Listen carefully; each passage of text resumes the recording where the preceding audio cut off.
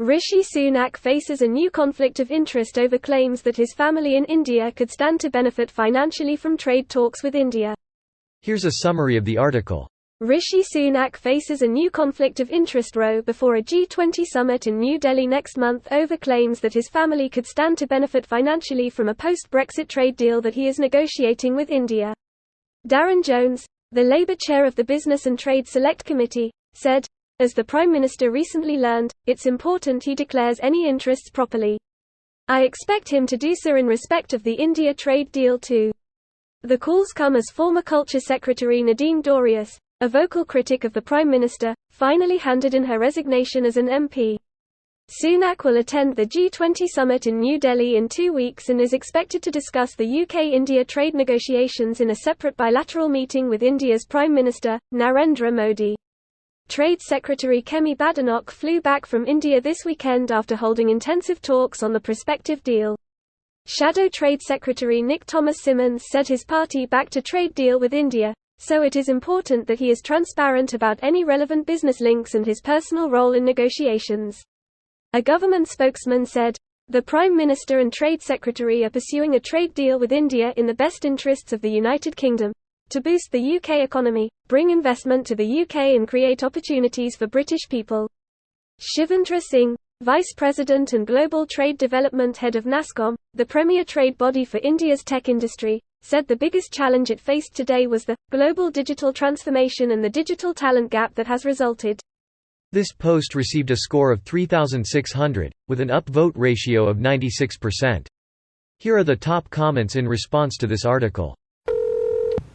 Sadly, conflicts of interest have been common among British PMs for years, and Sunak has several financially significant conflicts of interest. For a list search, Sunak conflict of interest.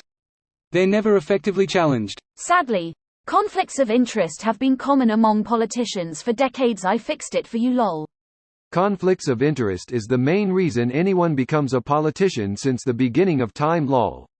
Was gonna say I didn't realize crony politics were a recent invention.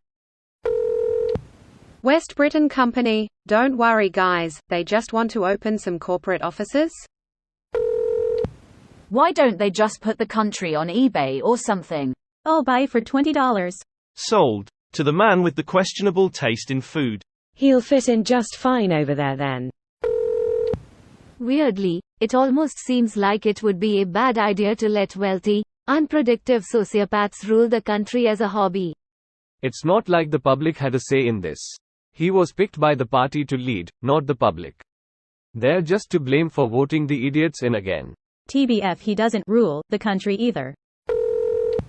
British oligarchs running the country like their own personal business. Not news. Literally came here to say this. Powerful man enriches powerful family. Not news. He's not really facing anything. There's no consequences and he knows it. It's nuts that the Prime Minister is son-in-law of one of the wealthiest families of another country. That was the norm in Britain for centuries? Yeah, he just happened to be Indian instead of German this time around lol. Especially if his mother-in-law starts buying spoons from England. I wish there was a legitimate non-abusable way to force a general election with blatant cases of corruption and inept governments. It simply isn't right that this guy is in power. He won't be in power much longer. This whole government has been running on borrowed time ever since Boris resigned.